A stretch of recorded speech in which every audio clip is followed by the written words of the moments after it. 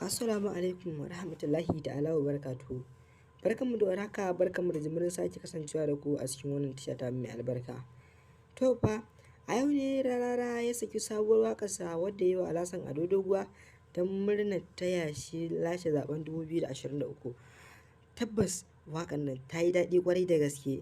Don tabbas Alhassan Ado Doguwa ya ji waƙa ne kwatsam ba da tuba tsammani, inda don jin daɗin wannan abin da Rarara ya masa na buga mai waƙa mai daɗi zazzafa, shi ne ya ɗauki maƙudan kuɗaɗe ya ba Rarara. Sannan tabbas Alhassan Ado Doguwa ya jinjina Rarara ƙwarai da gaske domin waƙar ta yi daɗi ƙwarai da gaske. Waƙar ta yi daɗi yadda ake tsammaninta.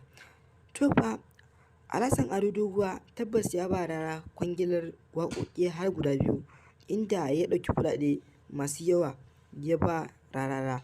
Sannan ya ce kamar yadda wannan waƙa ta daɗi yana so wanda za a buga a nan gaba to su fi wannan waƙar da ya masa daɗi. Sannan kuma yana so ya buga ta ne saboda 'yan baƙin cikin da ba sa so ya lashe zaben 2023. Ya ce yana so ya buga wannan waƙa ne don saboda maƙiyansa da kuma waɗanda suke kiran da 'yan ta'adda, to daga ɗan ta'adda ya karɓi mulki.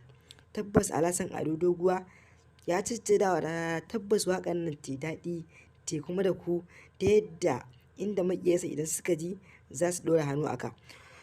Sannan tabbas Dauda Kahutu Rarara shi kuma ya karɓi wannan aiki ƙwarai da gaske, inda ya karɓi hannu biyu ya kuma yi wa Alhassan Ado Doguwa alƙawari tabbas aikin da ya bashi insha Allahu zai cika masa. To mai saurare, ka biyo mu kai tsaye don jin shirin don jin zazzafin waɗannan waƙoƙi wanda za a saki. Kai dai ka kasance da kai.